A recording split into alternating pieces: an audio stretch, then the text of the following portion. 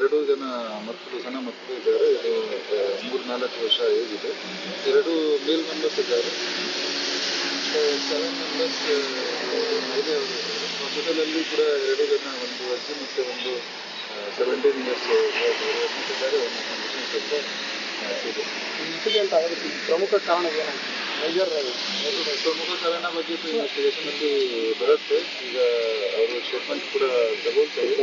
ಇದು ಆಕ್ಸಿಡೆಂಟ್ ಇದು ಸ್ಪಾಟಲ್ಲಿ ನೋಡಿದೆ. ಇದು ಕ್ಲೀನರ್ ಈಗ ಮಾತಾಡಿದ್ದು ಇವರು ಹಿಂದೆಯಿಂದ ಸ್ವಲ್ಪ ಸ್ಪೀಡ್ ಜಾಸ್ತಿ ಇದ್ದರು ಮತ್ತು ಸ್ವಲ್ಪ ರ್ಯಾಶ್ ಎಲ್ಲಿಗೆ ಹೋಗಿ ಬಂದಿದ್ರು ಇವರು ಚಿಂಚೋಳಿ ಅಲ್ಲಿ ಮಯಮ್ಮ ದೇವಸ್ಥಾನ ಇದೆ, ಅಲ್ಲಿಂದ ದರ್ಶನ ಮಾಡಿ ವಾಪಸ್ ಊರಿಗೆ ಹೋದಾಗ